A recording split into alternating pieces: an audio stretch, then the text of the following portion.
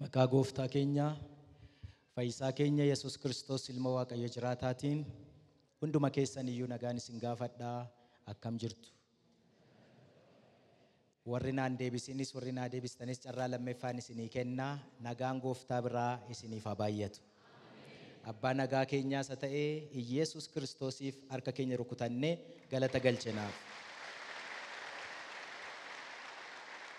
Galanni isaaf haa ta'u. Guyyaan har'aa guyyaa eebbifamaa, guyyaa seenaa waldaa kanaa keessatti ulfina qabeessa, guyyaatti Waaqayyo fuula isaa gara keenyatti deebisee nu yaadatee qe'ee keenya nuuf babbareeche ta'uu isaatiif Waaqayyoon guddisee nan galateeffadhaa. Galanni Waaqayyoodhaaf haa ta'u. Akkasumatti akkas hin taane faarfattoota keenyaan Waaqayyo isin haa eebbisu jechaan ture sila dhaabadhee maaliif yeroo lolaan nu jala yaa'aa tures akkuma kanaatti faarfachaa turani. Irraan hir'isne har'a waltajjii waan bareedeef steejii waan miidhageef utuu hin ta'in Waaqayyo waan ta'eef akkasuma tajaajiltoonnis jechuudha. Yeroo baay'eetu tajaajilluu lolaan dhufee guutaa ture. Lubii keenya jalqaba akkuma jedhan lubii Habtaamuu waldaan kun waldoota 200 oliif erga mana ijaartee booddee Waaqayyo immoo ofii isaatii itti yaadee waldaa kanaaf mana ijaare. Galanni isaaf haa ta'u. Gaaffii baay'ee qabna turre. Namoonnis nu gaafatu turanii. Waldaan Biiftuu Boolee kanumaayii jedha namni yeroo dhufu. Akkatti miidiyaa irraa beekamuuf manni keenya yeroo tokko waliin argu waan ta'eef aktuwaalii waldaan kaatedraalii kana miti. Garuu immoo Waaqayyo isa nu bareecheef galata guddaan qaba. Galanni Waaqayyoof haa ta'u. Ameen. Waggaa tokko dura hojii wangeelaatiif gara magaalaa Naayiroobiitti ergamee achiin hojjechaa jira. Waldaa tokkummaa Kiristaanota Oromoo Naayiroobii keessatti tajaajilaa jira. Geggeessitoota waldaa keenyaa hundumaaf waldaa keenyarraa akkasumas maatii koorraa haadha manaa koo fi ilma koorraa nagaan gooftaa isiniif haa baay'atu. Waaqayyo isin haa eebbisu. Kana caalaa yoon itti fufe waan baay'ee waan naasa'uuf gara sagalee Waaqayyoottanii darbuu barbaada. Sagalee Waaqayyoo gabaabaatti walii wajjiniin guyyaa har'aa ilaallu. Si'a 2, 3, 4, 5, 6 kaataniittu garuu har'a hin kaanaa hin teenyaa hin ililchinaa harka rukunnaa kanumaaf dhufne waan ta'eef ammas akkasiin ol kaatanii sagalee kana dubbifannuun affeerraa godha. Gooftaan isin haa eebbisu. Kan nu dubbifannu mata dureen guyyaa har'aatiif nuuf kenname akka waldaatti jechuudha. Waldaan guyyaa mana ijaarratturra akka dubbatamuuf geggeessitoonni itti yaadanii qopheessanii sagalee Waaqayyo waliif dhageenyu kan nuuf kennanii jireenya galataan guute kan jedhu walii wajjiniin akka dhageenyuuf affeerraa kana yookaan immoo mata duree kana afurri Waaqayyo nuuf qopheesseera. Sagalee Waaqayyoo Efesoon boqonnaa 5 lakkoobsa 19 fi 20 dubbisa.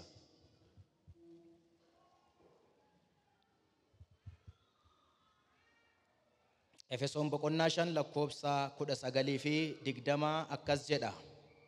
Mee 18 tan ol butee dubbisa maaliif achirraa kaa waan ta'eef. Dhugaatiidhaan machooftanii of hin wallaalinaa isaanis of hin balleessinaa. Qooda kanaa hafuura qulqulluudhaan guutamaa qooqa garaa garaatiin faarfannaa galataatiin weedduu hafuuraatiinis wal harkaa fuudhaa. Garaa keessan keessatti faarfachaa galata gooftaa dhageessisaa. Yeroo hundumaa waan hundumaafuu maqaa gooftaa keenya Yesuus Kiristoosiin Waaqayyo Abbaadhaaf galata galchaa jedha. Isa lakkoobsa 20 irra jiru ani nan jedhaa na booddeedhaan akkas hin jettanan barbaada.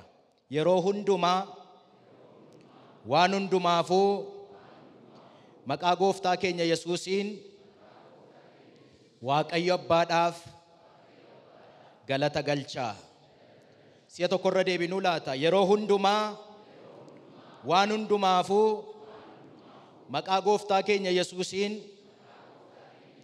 Waaqayyo Abbaadhaaf galata galchaa. faarfannaa tokkotti dabalee dubbisee tan faarfannaa Daawit keessaa boqonnaa cuftuu keessatti faarfannaa Daawit 34 irra jiru kutaa kana wajjiniin walitti waan dhufuufanii isa dubbiseennan deebinee teenya. Ani yeroo hundumaa faarfannaa cuftuu keessatti 34 lakkoofsa tokko kaaseen dubbise. Ani yeroo hundumaa maqaa Waaqayyoo nan eebbisa. Jajuun isaas takka afaan koo keessaa hin bu'u. Lubbuun koo Waaqayyoon of hin jajji. Warri gadadamanis kana dhaga'anii haa gammadan. Anaa wajjiin guddina Waaqayyoo odeessaa. Kottaa walii wajjiniin maqaa isaa ol hin kaafnaa. Maqaa isaa ol kaafnee ililleedhaan galataan Waaqayyoon eebbisnee galata guddaadhaan ilillee guddaadhaan walii wajjiin wal harkaa fuunee maqaa isaaf ulfina kennuudhaan nooraa gooftaanis na eebbisu. Egaa beeksisa ijoolleen kaayyoo hojjetan keessaa lallabdoonni gabaabsanii haa bu'an kan jedhu hin jiru waan ta'eef ittan fufaa jechuudha. Waaqayyo keenyaaf galanni guddaan haa ta'u. Sagalee Waaqayyoo gabaabaatti baay'ee gabaabsinee walii wajjiniin ilaallu tajaajiltoonni garaagaraa waan jiraniif tajaajilli garaagaraas waan jiruuf baay'ee gabaabsinee kan wajjin ilaallu jireenya galataan guute kan jedhudha. Galateeffachuu utuu hin ta'in jireenya galataan guute qabaachuu isa jedhu walii wajjiniin ilaalla. Gara kutaawwan ani har'a amma dubbise kana Efesoon boqonnaa 5 lakkoofsa 19-20 yoo dubbistan keessumaa lakkoofsa 20 irratti erga kutaan kun naa kenname booddee yookaan immoo dubbiin kun erga naa kenname booddee dhugaadhuman isiniin jedha gara si'a 20 irra deddeebi'ee dubbiseera. Maaliifan si'a 20 ol irra deddeebisee dubbise yoo jettanii akka inni jedhutu mataa koo gararraa ta'e yookaan immoo akkan itti ibsu gararraa ta'e. Yeroon akkan itti ibsu argadhu immoo argadhee kaasee immoo ibsuu duwwaa utuu hin ta'in jireenya kan akkan jiraachuu danda'uuf Waaqayyo akkana gargaaruufan Waaqayyoon kadhachaa ture. Maaliif amma kana guddiste kutaa kana yoo jettan akkas jedha. Yeroo hundumaa waan hundumaafuu Waaqayyoof galata galchaa'edha.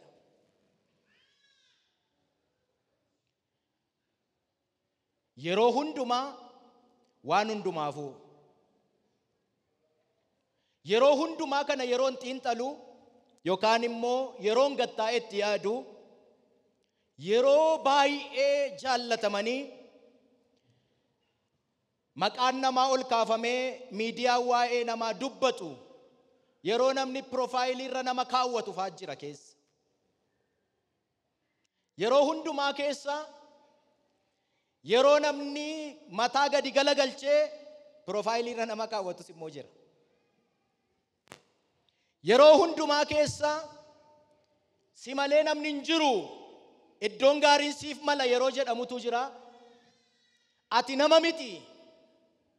Ati nama akka saree du'aati yeroo namaan jedhamus immoo jira. Yeroo hundumaa keessa yeroo baay'ee jireenyi wal qixxaatee toora galee alaaf manni namaa wal qixxaatee eebbifamee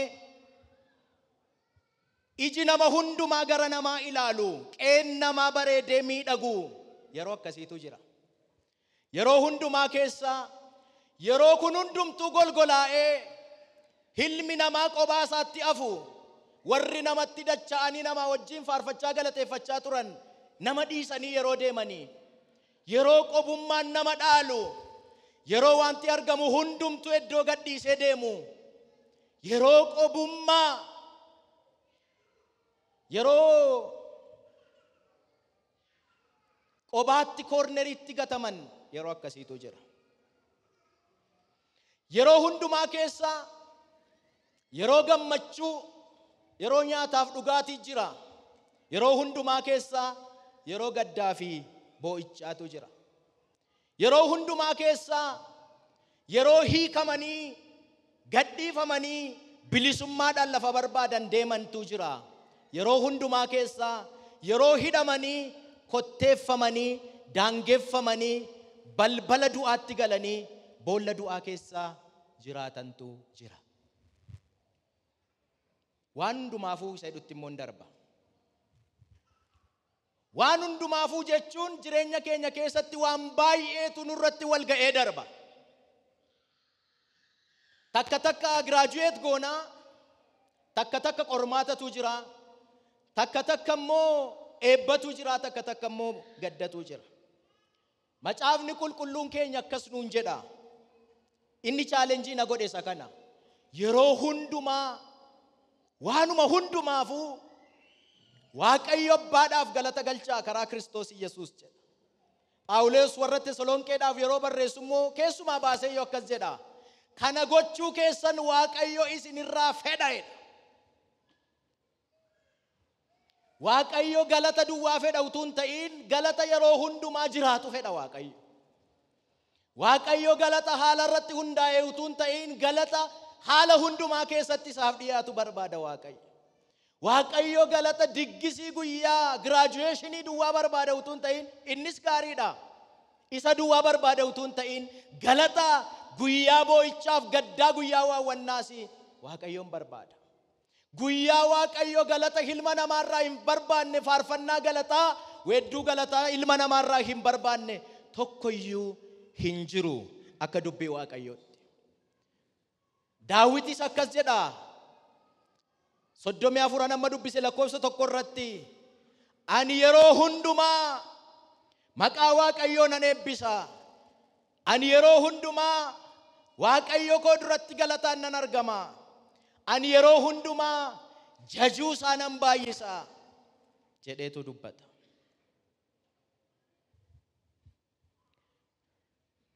Yeroo hundumaa waan hundumaafuu inni jedhu kun challenge guddaa na godhe.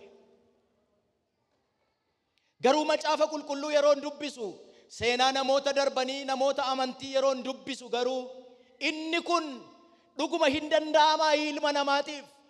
Maaliif Waaqayyo kana nurraa barbaade? Guyyaa nutti babbareedu yoo isa galateeffanne maal ta'a? Guyyaa nutti tottolu yoo isa galateeffanne maal ta'a? Guyyaa namni darbatee nu gatu guyyaa qobummaa immoo yoo dhiifne Waaqayyo maaliif nurraa barbaada? Isa jedhu kanaaf gaaffii kanaaf deebii akkanaaf ta'uuf hafuurri Waaqayyo namoonni yeroo hundumaa waan hundumaafuu Waaqayyoon galateeffatan akka jiran na barsiise. Namoota baay'ee seenaa isaanii beektu waan ta'eef hin kaasu. Iyyoob galateeffannaan isaa kissii guddaa isatti fide. Seexanni akkas jedhe Waaqayyoon. Sababii akka Iyyoob si galateeffatu ani iyyuu dhugaa nan ba'a. Garuu Iyyoob yeroo hundumaa sababii barbaadee si galateeffata. Sababii mana isaa eeddeef, sababii ijoollee isaa baay'ataniif, sababii waan hundumtuu toora isaa galeef, sababii qeensaa misee fixeensi eebbaa qeesarra buufateef si galateeffata. Kana hundumaatuut irraa kaaftee, kana hundumaatuut irraa golgoleessite, kana hundumaa fuula keetuut irraa deeffatte, kellaa utuut irraa diigde, eegumsa keetuut irraa fuute. Iyyoob mul'inatti si gana jedhe seexanni Waaqayyoon. Waaqayyo bara baraan isaa ifatu. Waaqayyo garuu akkas jedhe. Lakki ani Iyyoobin beeka. Garbicha koo Iyyoobin gaarii godhee nan beeka. Kun hundumtuutu irraa ka'e. Qeen amma misee bareedee miidhage kun hundumtuu yoo golgolaa'e. Ulfinni inni biyya keessatti qabu, maqaan inni biyya keessatti qabu xinnaatee yoo bade. Iyyoob galatan dhiisu jedhe Waaqayyo. Kana mirkaneeffachuudhaaf beektu seenaa kana keessan dhaabadhu.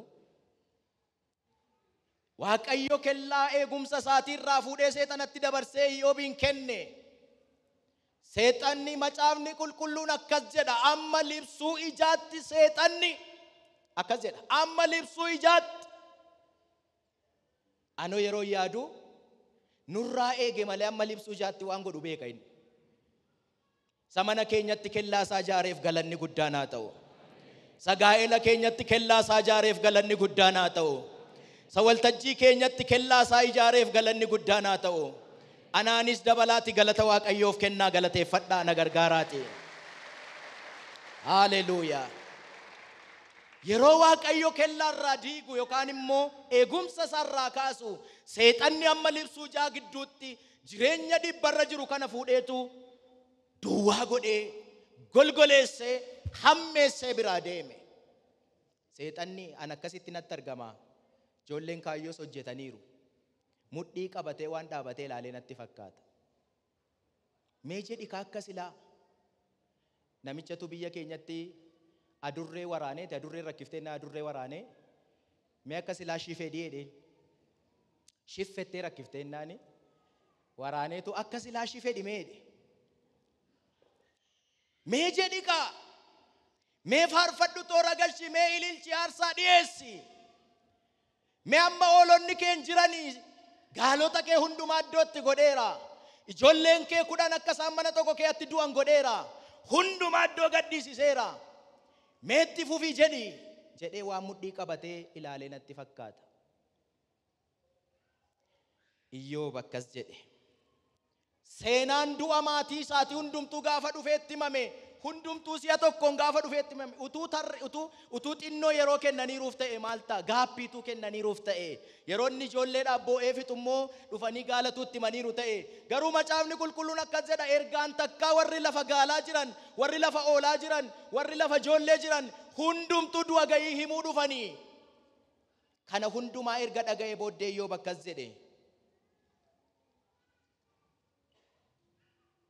Maqaan Waaqayyoo bara baraan haa eebbifamu jedhee Waaqayyoof sagadeedha. Dhaggeeffachuun isaa namatti tola inni kun. Lallabuun isaas namatti tola inni kun. Hinni nuti yeroo hundumaa jennus akkasiiti. Ijoollee 10 miti mucaan tokko. Anam erga mucaa godhadhee kaasee badaa waa'ee ijoollee kana lallaba dhiiseera. Jechuun sama fakkeenyaa fi Abrahaam mucaa isaa ilmaa dhaqee qaleedhaan sana Waaqayyo na gargaarichaa manii yoo furri Waaqayyo natti fide dubbadha malee dur lafa dhiitee lallaba. Ilma isaa kennita yoo ta'e. Gaafa mucaan kurkuru, gaafa mucaan baabbaa'echuu jalqabu, gaafa mucaan nagaa na gaafachuu, gaafa mucaan na dura naanna'utti ka'u, wanti kun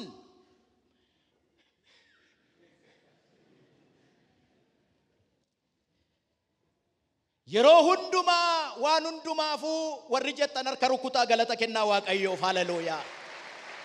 Hey!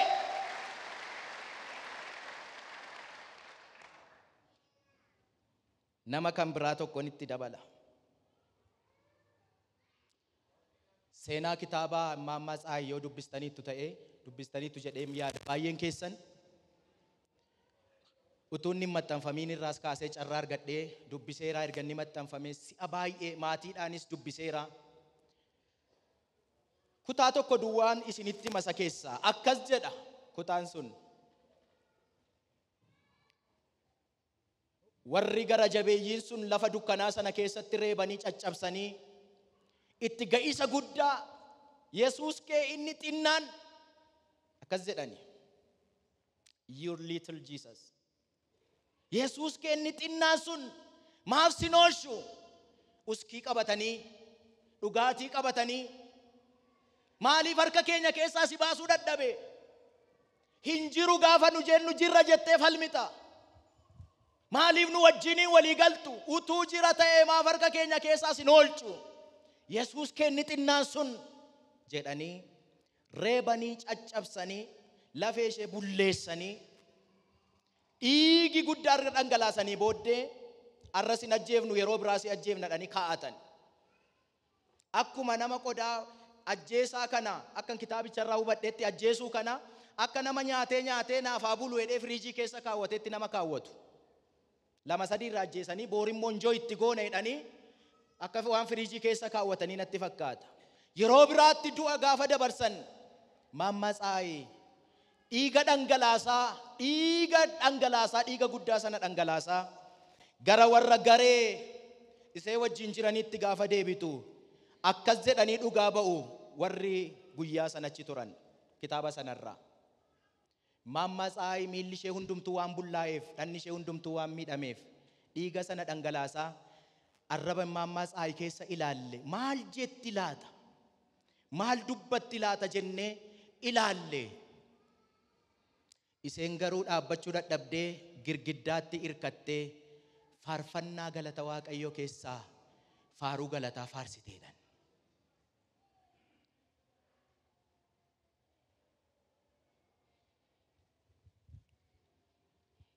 Ta'eera yeroo hundumaa waan hundumaafuu galateeffachuun danda'ameera. Eeyyee danda'ameera. Ergamoota miti warri nammaasaa jiru kun namoota akka keenyaati. Ijoollee kan qaban, jireenyi kan itti mi'aawu, du'uu kan hin barbaanne, jiraachuu kan fedhan, gaa'ela isaanii kan barbaadan, mana isaanii kan barbaadan, jireenya isaanii, jiruu isaanii kan barbaadan, eenyummaa isaanii kan barbaadan. Wangeelaan rakkinni gaafatti dhufu garuu faarfannaa galata Waaqayyoo faarfatanii jedha kutaan sun yookaan immoo macaafa sanarraa. Kitaaba burqaa gammachuu jedhu yeroon barreesse seenaa kanatti dabaleera. Asittis dhugaa ba'eera natti fakkaata. Irra deebiseen dubbachuu barbaada namoonni ittiin fayyan yoo jiraataniif. Biyya ni dhaladhee guddadhe keessatti obboleettii dhiyoodhuma eerumte tokko bara dargii keessaa akkoo kootu isa kana sirriitti natti dubbate wajjiin jirti waan ta'eef. Bara dargii keessaa yeroo isheen eerumtee ji'uma tokko walakkaa ji'a tokkootti akkas jedhanii, Yesuusin dhiiftamoo qullaa gabaa keessa deemtaa? Filannoo kana filadhu jedhanii mana hidhaatti geessanii. Namoota baay'eedhaaf carraa garaagaraa yookaan immoo adaba garaagaraatu ga'e. Warri kaan tuqa goondaa keessatti hidhamu, warri kaan immoo rasaasi afaan keessa kaa'ame haraqeen akka isaan haraqee dhuganiif dhugsiifamuu, warri kaan waan garaagaraatiin. Obboleettii kana garuu carraan ishee ga'e. Yesuusin dhiisuu moo addabaabayii guutuu waamnaa qullaa gabaa keessa deemtaa jedhanii. Baay'ee ulfaataadha. Abbaan manaa ishee akkas jedhe, Yesuusin boodatti deebina, maqaa keenyatti garuu hin deebinu, kana gooteennaan sinii kaa jedheen. Obboleettiin sun garuu jabduudha. I think amman biyya kana turetti jiru imaammaan kuni amma jiru ta'e hin beeku hin yaadadhu. Lubbuudhaan nama jiru naasaa jira. Galgala tokko kennanii fi irratti yaadi fira kees mari'adhu jedhanii ganamaa akkas jedhanii imaammaan kun. Abbaan manaa kee Yesuusin dhiisi anaa wajjin itti fufinaan jedhe. Warri kaanis qullaan bu'iiniiti Yesuusin dhiisinaan jedhanii. Ani garuu galgala kana guutuu Yesuusin akkan hin dhiifne murteesseen bulee jette fuula namoota mana murtii sanaatti. Kanaaf isaan gara jabeeyyii waan ta'eef, safuu waan hin beekneef, ulfina ilma namaaf bifa Waaqayyootti kan uumameef safuu waan hin qabneef akkuma jedhan gabaa guutuu waamanii qullaa gabaa keessa deemsisuudhaaf jalqaban. Amantoonni mana hidhaa ishee wajjin hin turan. Ishee dura buusanii warra kaan immoo dudduuba buusanii gaafa ka'an akkoon koo akkanatti dubbatteetti akkas jette. Maqaasaa kan sodaataniif aduun tolaan ba'a, fayyinnis gochoo Yesuus jaalattiin ta'a. Achi duuteen jiru jireenyatu jira, baraa baraan jiraatu Yesuusin bira, baraa baraan jiraatu Yesuus jechuudhaan jedhan. Waa'een qullaa buufamuu, waa'een rasaasa afaanitti baachuu, waa'een dhaadannaa warra nu wajjin jiranii nutti hin dhaga'amne. Galataa fi ilillee guyyaa sanarraa kan ka'e hundeen mootummoota guyyaa sana nu jeeqanii dabballoonni sun akka deebi'anii mataa ol hin qabannetti mataan isaanii gadi guugame. Ililleenii fi galanni amantootaa lola sanarraa caaleedha. Yeroo hundumaa waan hundumaafuu Waaqayyoof galateeffachuun hin danda'ama. Hin danda'ama. Attamitti danda'ama? Attamitti? Waan lama duwwaan dubbadha. Namni kana danda'u nama attamiiti? Nama eenyummaa Waaqayyoo sirriitti isaaf gale duwwaadha. Nama waldaa keessa tajaajilu akka tajaajilu wayii godhu duwwaa miti. Nama sanbata guddaa dhufee kurnoo isaa buufatee galu duwwaa miti. Nama uffata isaa mimmiidhaffatee waldaadhuma oolee deebi'ee galu duwwaa miti. Inni kun gaariidha, akkas gochuu keessanii ammeessaan jiru. Garuu namni kana gochuu danda'u yeroo hundumaa waan hundumaafuu Waaqayyoof galata galchuu namni danda'u nama eenyummaa Waaqayyoo isaa galeedha. Eenyummaa Waaqayyoo eenyummaa bara baraan galateeffamudha. Haleluuyaa. Eenyummaan Waaqayyoo eenyummaa bara baraan jiraatudha. Waan Waaqayyo nuu godhe duwwaarra dhaabannee galateeffanna yoo ta'e inni iyyuu gaariidha. Nuu dhibeera bara kana by the way. Innumtuu dhibeera. Macaafni qulqulluun bara dhumaatti dhaloonni galatan qabnee ta'a jedha waan ta'eef innumti argatanii galateeffachuu iyyuu dhibeera. Garuu inni nama dubbachaa jiru kun isa Waaqayyo waan nuu godhee galateeffannu miti. Eenyummaa Waaqayyo irra galata dhaabatedha. Namni kana danda'u firoo ta'u.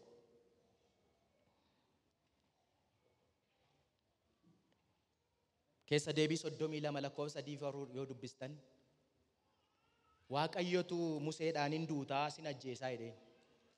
Anuma si ajjeesaa jedhe Waaqayyo. Museen saba walitti sassaabeetu akkuma guyyaa har'aa kana hundumtuu dacha'ee dhufeennaan Museen akkas jedhe. Waaqayyo sin ajjeesa naan jedhe kottaa faarfannaan qaba ennaan namni dacha'ee dhufe.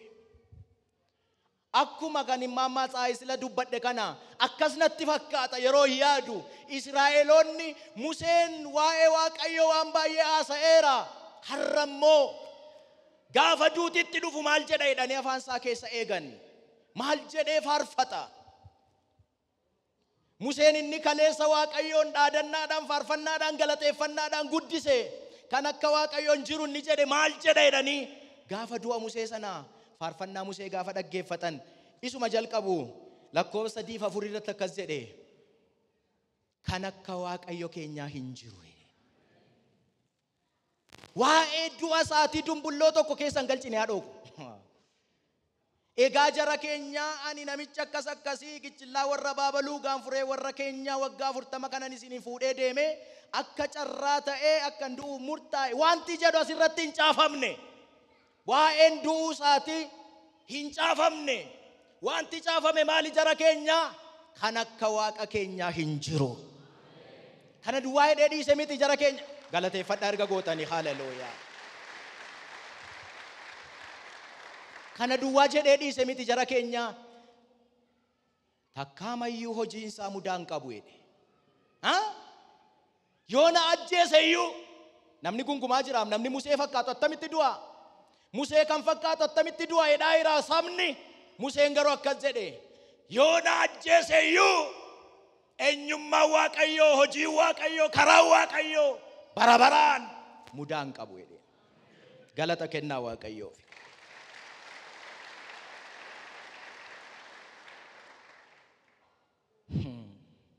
Sila dhaggeeffattaniittu yoo ta'e obboleettii keenya raayii faarfattuu raayii yoon faarfannicha jedhe jalaan balleessa waan ta'eef eenyummaa keef duwwaa utuun hin barbaadiin sababa biraa garaa koo guutuun si waaqeffadha ati Waaqayyoodha. Warri sababa barbaaddan ergaan isinii qaba. Eenyummaa Waaqayyoo galateeffannee fixuu akka hin dandeenyetti bara baraan faarfannee fixuu akka hin dandeenyetti eenyummaa Waaqayyoo guyyaa guyyaatti ajaa'ibsiisaadhaa dhoko. Eenyummaa Waaqayyoo hundumarra caala. Eenyummaa Waaqayyoo uffata keenyarra caala. Eenyummaa Waaqayyoo waan nuuf godhame hundumarra hin caala. Eenyummaa isaa gaafa arginu galateeffannaatu nutti dhaga'ama. Galanni Waaqayyoof haa ta'u. Yeroo tokko chaalenjii nu godhanii turan asitti. Qulqullummaa malee hin jiru jedhan. Walaloon qulqullummaa malee guddummaa gaafa dhufnu saandee yeroo dhufnu hundumaa guddummaa Waaqayyoo qulqullummaa faarfannaa kana hin dadhabne hin nuffineedhan. Eenyummaa qulqullummaa Waaqayyoo malee faarfannaan kan biraan mana kana hin seeniin. Bara baraan gibbii kana hin seeniin. Warri Waaqayyoo qulqulluudha jettan, warri Waaqayyoo guddaadha jettan, warri Waaqayyoo gaariidha jettan, warri Waaqayyoo jabaadha jettan haalelooyaa. Faarfataa miti yoon ta'eyyuu faarfannaatti dhiyoodha. Nan jaalladha lubbuu koorraan faarfannaa jaalladha. Gaafa eenyummaa Waaqayyoo ka'u halkan walakkaa na kaasaa. Eenyummaa Waaqayyoo waan nuuf godhame irra hin caala. Namni yeroo hundumaa galateeffachuu danda'u nama eenyummaa Waaqayyoo qulqullummaan guddummaa Waaqayyoo sagaleedha. Namni kan biraan gaafa gaarii kan akka kee hin jiru hedheetu gaafa du'aa eessa jirtaa jedha. Gaafa wanti babbareedaan ta'u galateeffatee ililchee faarfatee sarraa fedhee qabaan isa dadhabee gaafa rakkinni dhufu iddoo gadhiisee Waaqayyoon abaaruu Waaqayyoon arrabsuutti deebi'a. Yaaddoo guddaadha. walakkaan boo'icha keenya namaaf yeroo boonyu waa'ee namichaa miti, waa'ee Waaqayyoo nabaaruuti. Yeroo namni du'u waa'ee namicha sabi of biraa dhabne ayyoo haadhoo koo na biraa deemtee sadan duwwaa miti, waa'ee Waaqayyoo nabaaruuti, waa'ee Waaqayyoon xinneessuudha. Ati eessa jirta? Maal fakkaatta ati? Biiroo keessa hin jirtu ati? Attamitti akkas goota ati? Kana afaan attamitti ilaalta jechuudha. Namni eenyummaa Waaqayyoo bare garuu eenyummaa Waaqayyoo irratti gaaffii hin qabu. Bara baraan inni qulqulluuf qajeelaadha, galanni isaaf haa ta'u. Inni lammeffaaf inni dhumaa, namni yeroo hundumaa galateeffachuu kan danda'u hin danda'amaa? Hin danda'ama. Nama attamiitu danda'a? Nama galateeffannaan maal akka inni hojjetu isaaf galetu kana danda'a. Humni galateeffannaa maal akka inni ta'e nama isaaf gale. Galateeffachuun hojii inni hojjetu maal akka ta'e nama isaaf gale. Bu'aan galateeffannaa maal akka ta'e nama isaaf galetu isa kana danda'a. Galateeffannaan firoota koo moo'icha inni hin fidne hin jiru. Galateeffannaan tulluun hin diigne hin jiru. Galateeffannaan hidhaan hin cirre hin jiru. Galateeffannaan boollan hin duuchine hin jiru.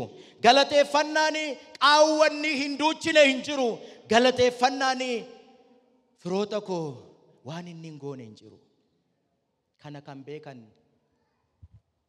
mana hidhaa warra Roomaa keessatti faarfatanii. Macaafni qulqulluun hojii ergamootaa boqonnaa 16 yoo dubbistan hin hidhaman jedha utuu hin ta'in erga reebanii butuchanii booddee gara mana hidhaatti geessanii jedha. Luqaastuu barreesse.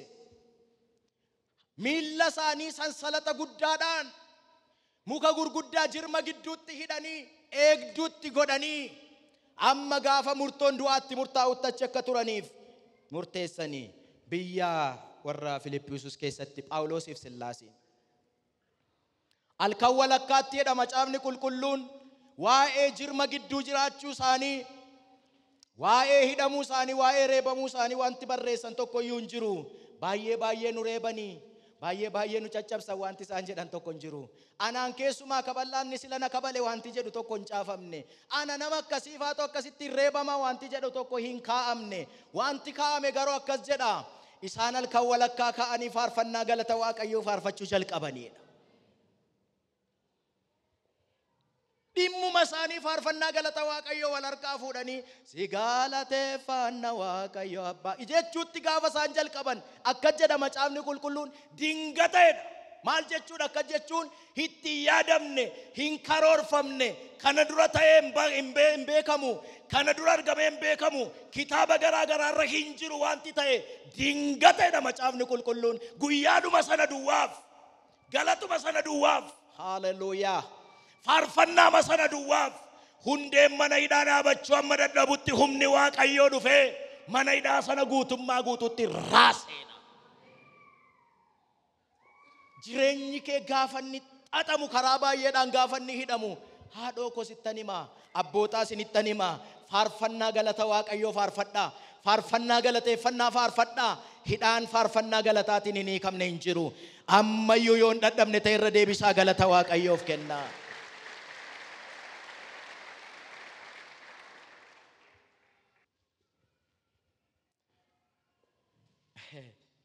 Warri faarfannaa, warri humna galataa beekan akkas godhanii. Bishaan rakkanne ennaan Elsaa'i akkas jedhe. Bishaan rakkattanii loltoonni waan dhugan dhaban waanuma goonu wallaalle ennaan Elsaa'i akkas jedhe. Akkasii bakka nama akka mishaa kana naa waamaa jedhe. Nama akka mishaa kana naa waamaa jedhe. Maal goota ennaan nama kiraara rukkutuu danda'u nama akka mishaa naa waamaa jedhe. Maal goota bishaanii fi kiraara maalti walitti fida nabbeekaa dhiisaa waamaa jedhe. Boolla hundumaa erga qotanii booddee faarfannaa nama faarfannaa faarfatu waamanii bira taa'ee namichi kiraara sirriitti taphatu sun kiraara sirriitti taphachuu jalqabe. Utuu inni taphachaa jiruu jedhama dubbii Waaqayyoo bishaan lafa hin beekamne gaararra kutee dhufee boolla sana hundumaa guute. Boolli yeroo baay'atu hin boo'in galateeffadhu, humni galateeffannaa boolla jireenyaan hin duuchine hin jiru. Haleluuyaa.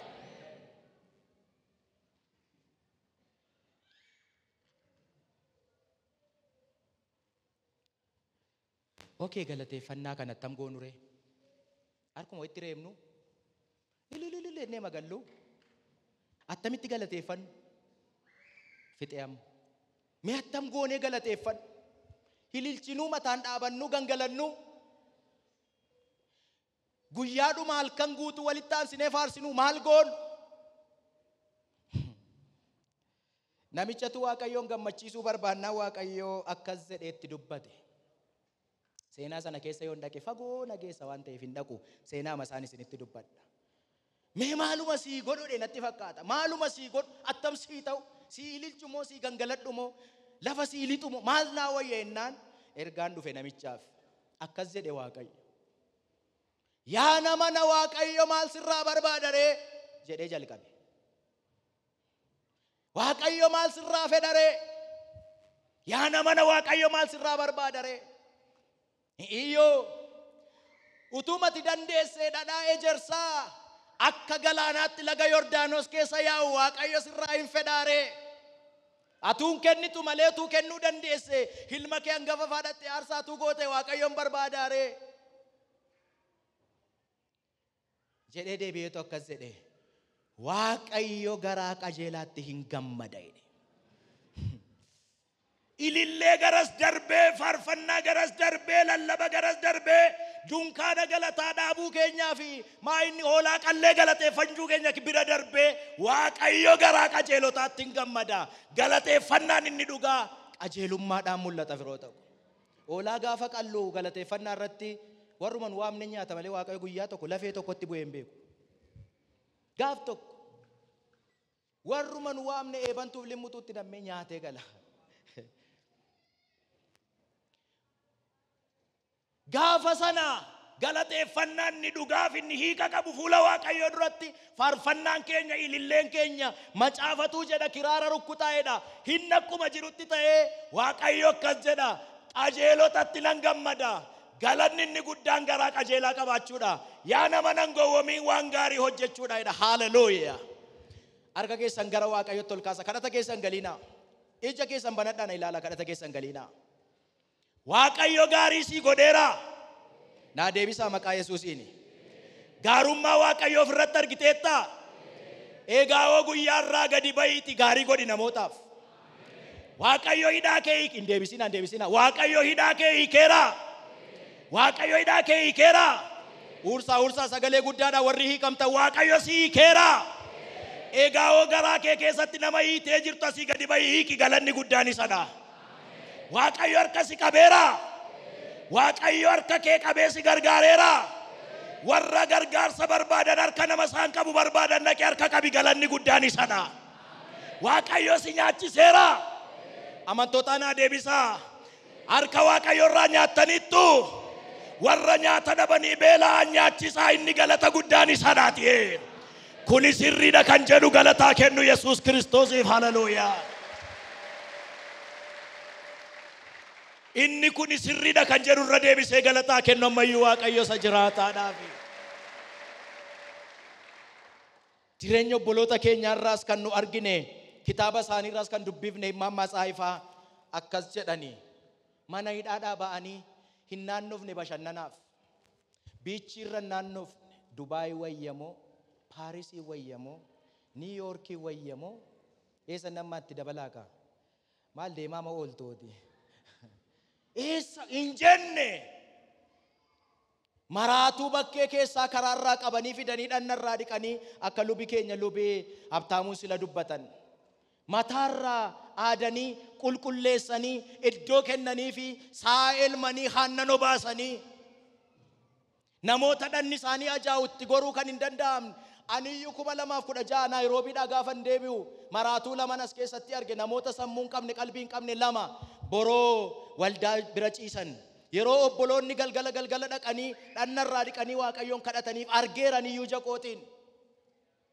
Kana duwwaa miti karaa irratti kan gataman boolla keessa kan bulan maa inni awwaala gidduu kan jiraatan namoota baay'ee harka qabanii. Waaqayyo nama gargaaree gaafa hidhaa namarraa hiiku akka nu hidhaa hiiknuuf malee akka nu bashannannuuf miti. Ofirraa buunee galatarra ililchinee dagaagnee akka nu jiraannuuf miti. Waaqayyo sababaa fi harka keessan reebaa gooftaadhaaf galata kennaa isa dhumaa. Radeebisee kana duwwaa sin gaafadheen fixa harka keessan bal'isaa gara gooftaatti. Kadhata keessan galiina waan tokkoon isiniin jedha. Dhugaa sin gaafachuun barbaada fuula Waaqayyootti. Namoonni itti namanne hin jedhina. Namoonni Waaqayyo sin hin gargaariin hin beenne gargaarsa Waaqayyo hin beenne hin godhina. Waaqayyo si gargaareera. Guyyaa si gadi baaturraa kaasii ollaa kee gargaari. Waaqayyo harka si qabeera. Warra harka namaa eeggatan harka qabi. Waaqayyo si dubbateera. Warra isaaniif dubbatu warra hin qabneef maqaa gooftaa Yesuusiin dubbadhu. Achumaan harka akka keessan bal'iftanittanii waan tokko jedha. Maqaa gooftaa Yesuusiin afurri galataa walirraa hin cinne ijoollee kanarra maatii kanarra waldaa kanarra habuufatu. Habboolirra halmoolirra habuufatu. Faarfannaan galataa walirraa hin cinne faarfattoota keenyarra habuufatu. Faarfannaan galataa walirraa hin cinne luboota keenyarra habuufatu. Galata, galata, galata, galata, galata, galata, hallelujah. Galata, galata, galata, hallelujah. Galata maqaa gooftaa Yesuusiini. Haarsaan galataa jireenya keenyarraa siif haa ta'u. Gooftaan bara baraan isin haa eebbisu. Eebbifamaa.